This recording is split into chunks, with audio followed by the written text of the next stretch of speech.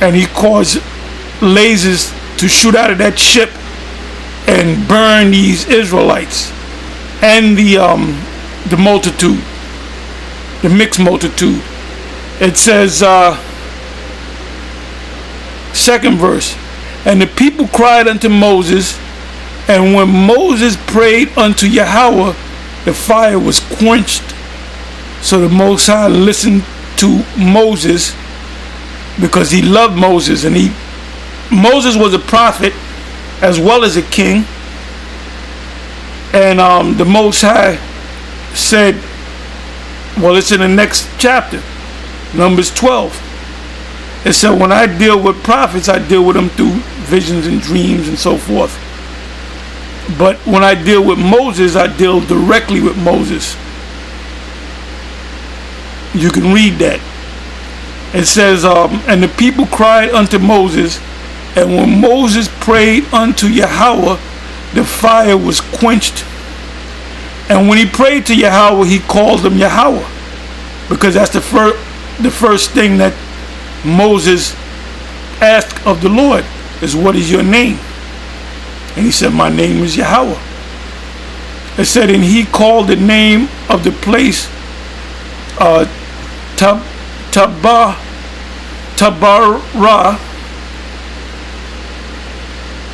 because the fire of the Lord burnt among them, and it means to burn. So he was burning them. He was roasting them in the wilderness. He was using laser technology.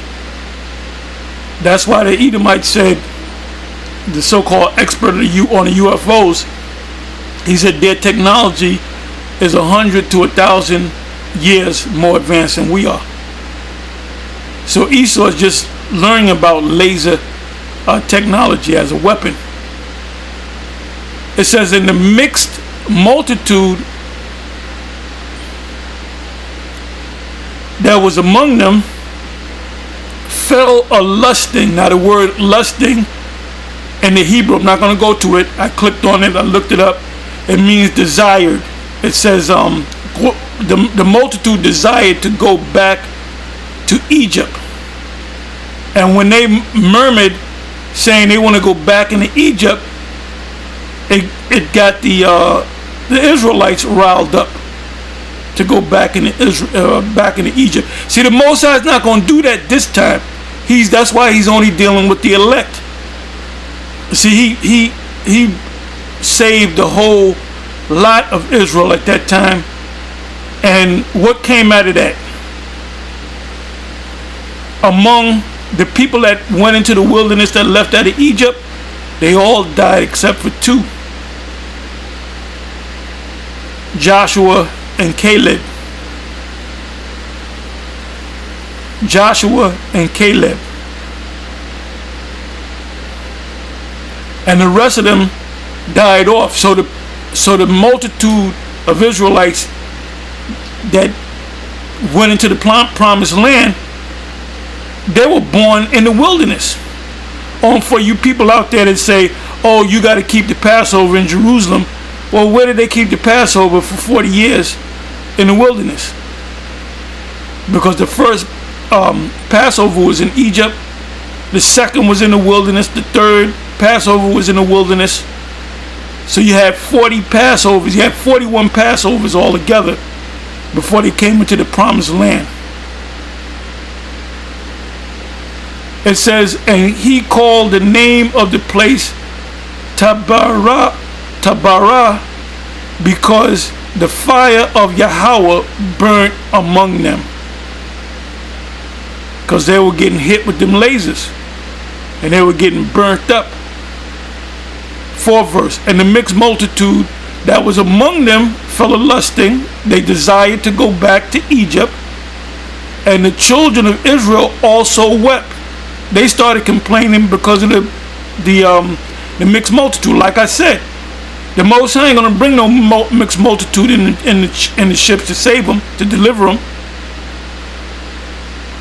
And he's not going to deliver all of Israel, because all you're going to have is headaches, because we're going back to the wilderness again.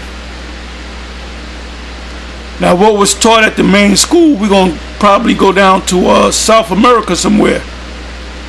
And when we get down there, them Israelites down there, we're going to be killing a lot of them. And we're going to have spiritual power. We're going to be changed in the moment and the twinkling of an eye at the last trump. So that this could happen 6 months from now, a year from now, 2 years from now. Because we're close. The main thing has to happen for you other Israelite camps out there that's teaching that the mark of the beast is something other than a microchip. The Most High might just destroy you.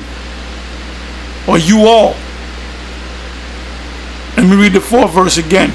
And the mixed multitude. And see, the deeper you get into this knowledge, this information, you don't want to be around nobody, man. So, hell, sometimes you don't want to be around brothers. Sometimes you want to be by yourself. But you tolerate brothers because you're coming together in the faith. But these other jakes that you run into, you, man, like I said, when I get in that elevator, I try to, if I hear somebody going, I get that closed door. I don't want somebody in the elevator with me, especially a damn nigga or a damn Edomite. Because I've been talking to Jake, mainly in the elevator. He asked him about the jab. They all said they got the jab. Yeah, I got the jab. I had to get it. So now they know that I never took it. And when they look at me, they're looking at me sideways now.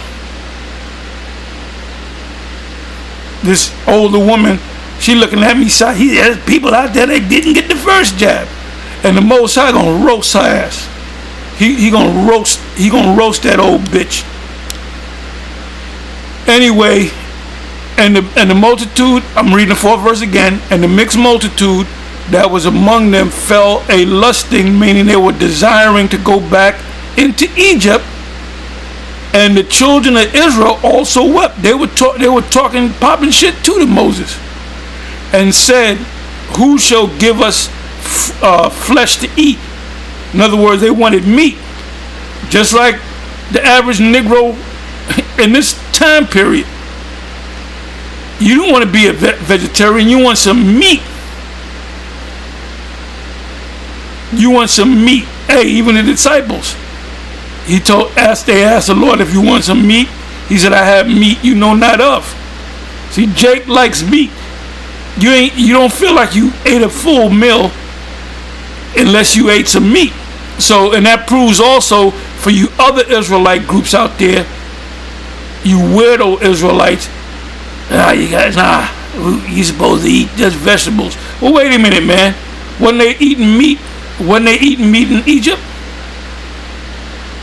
And they were eating pretty good too. Let's read the 5th verse. Then I'm going to get ready to close. It says, we remember, 5th verse, Numbers 11 verse 5. We remember the fish. And fish is good, man. I mean, now you got fish with mercury in it. But fish is very tasty depending on the fish that you eat. Use damn clown ass Negroes out there. You eat catfish and shrimp and all that other mess where the scriptures tell you not to eat it. And for you you conscious people out there that say you don't eat pork, where'd you get that from? Did you get that from the 42 negative confessions? The Book of the Dead? Because you eat shrimp, you eat catfish, you eat lobster. So here you're not going to eat pork, but you're going to eat lobster. That's why the Most High is going to destroy y'all. It said, we remember the fish which we did eat in Egypt, or Mizraim, freely. So the Egyptians, at least y'all ate good. It said the cucumbers and the melons and the leeks and the onions and the garlic.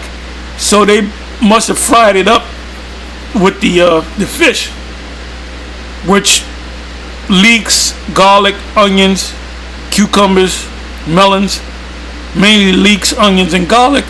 Those are probiotics and prebiotics. that kept your stomach.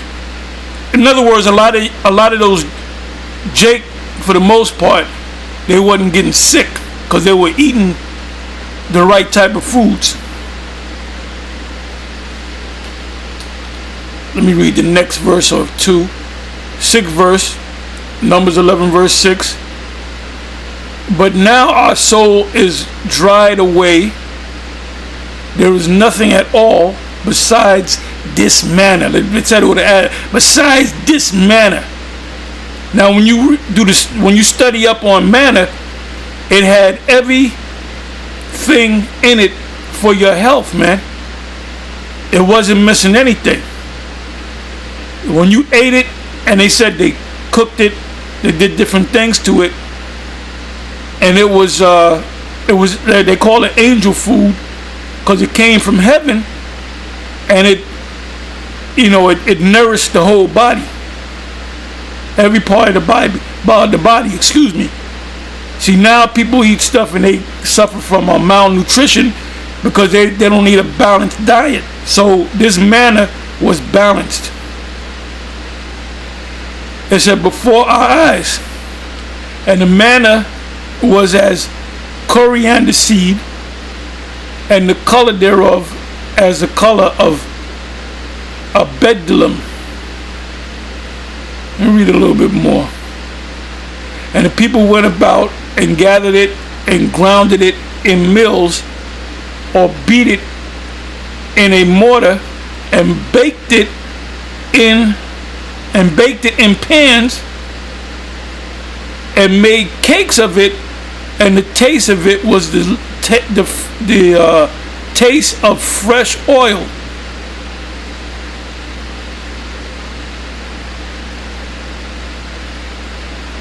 And when the dew fell upon the camp in the night, the manna fell upon it.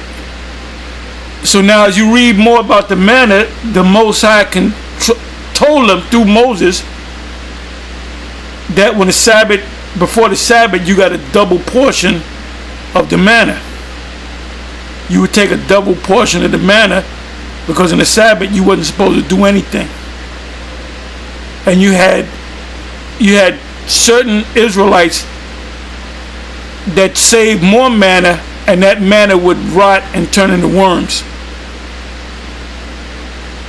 Because like I said, on the Sabbath that was the only day you wasn't able to gather manna.